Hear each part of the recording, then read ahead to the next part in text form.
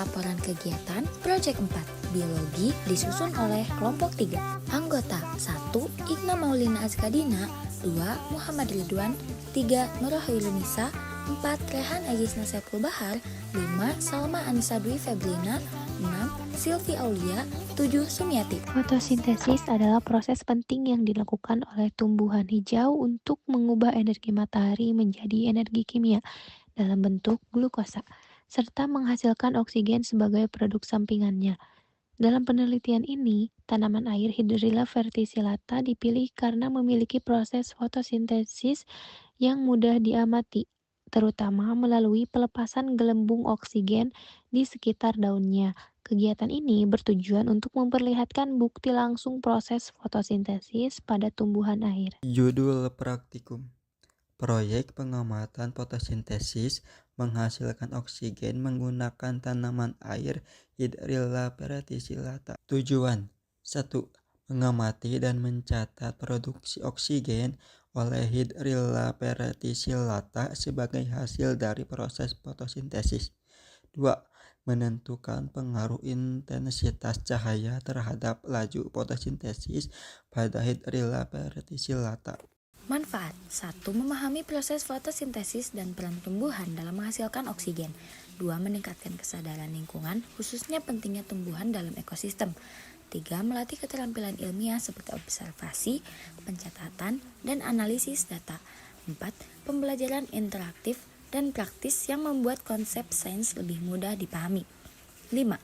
Menambah wawasan tentang ekosistem air, terutama peran tumbuhan akuatik. 6. Dukungan pendidikan lingkungan yang mendorong kepedulian terhadap ekosistem perairan. Hipotesis: proses fotosintesis pada tanaman Hydrilla akan menghasilkan oksigen yang terlihat sebagai gelembung di permukaan air. Dan jumlah gelembung tersebut akan meningkat dengan peningkatan intensitas cahaya. Semakin tinggi intensitas cahaya, semakin banyak oksigen yang dihasilkan, karena lebih banyak energi tersedia untuk reaksi fotosintesis. Penelitian ini berfokus pada pengaruh intensitas cahaya terhadap laju fotosintesis diukur melalui jumlah gelembung oksigen yang terbentuk dalam periode waktu tertentu. Dengan demikian, diharapkan tanaman yang dapat cahaya lebih kuat akan menghasilkan lebih banyak gelembung dibandingkan tanaman yang mendapat cahaya lebih rendah. Waktu dan tempat. Waktu dari jam 1 siang sampai jam 3 sore. Tempat, rumah dari salah satu anggota kelompok. Alat dan bahan: 1. Baskom 2 sendok, 3 botol, 4 stopwatch, 5 tanaman Hydrilla, 6 baking soda, 7 air.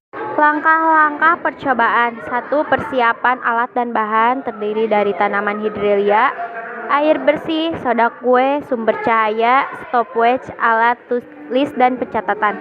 2. Peraturan tempat.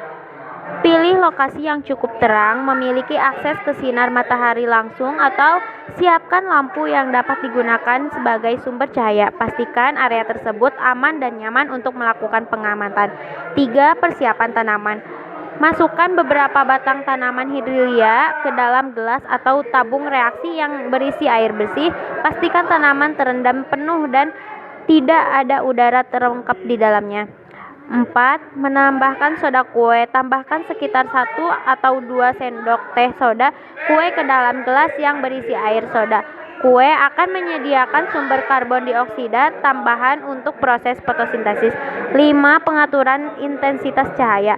Tempatkan gelas yang berisi tanaman di bawah sumber cahaya. Siapkan beberapa tingkat intensitas cahaya, misalnya cahaya penuh, setengah, dan cahaya redup, dengan mengatur jarak antara sumber cahaya dari tanaman.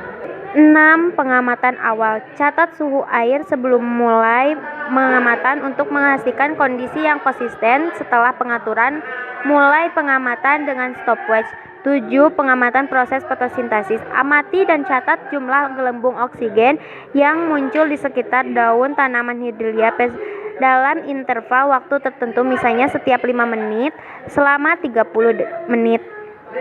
Ulangi percobaan untuk masing-masing tingkat intensitas cahaya. 8. Pencatatan data. Buat tabel untuk mencatat jumlah gelembung oksigen yang dihasilkan pada setiap interval waktu dan untuk masing-masing tingkat intensitas cahaya. Catat juga faktor lingkungan seperti suhu air. 9.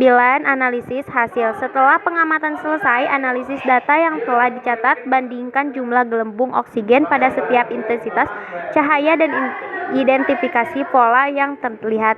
10.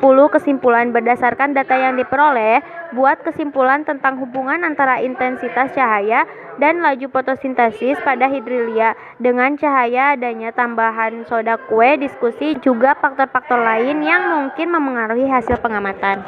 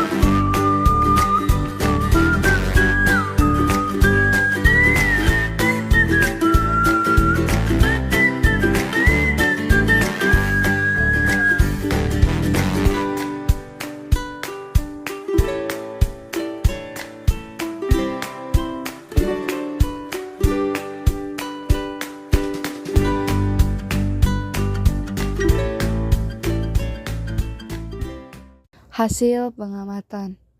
Hipotesis kami terbukti benar. Tanaman hidrilla yang terkena sinar matahari menghasilkan jauh lebih banyak gelembung oksigen dibandingkan tanaman hidrilla yang tidak terkena sinar matahari.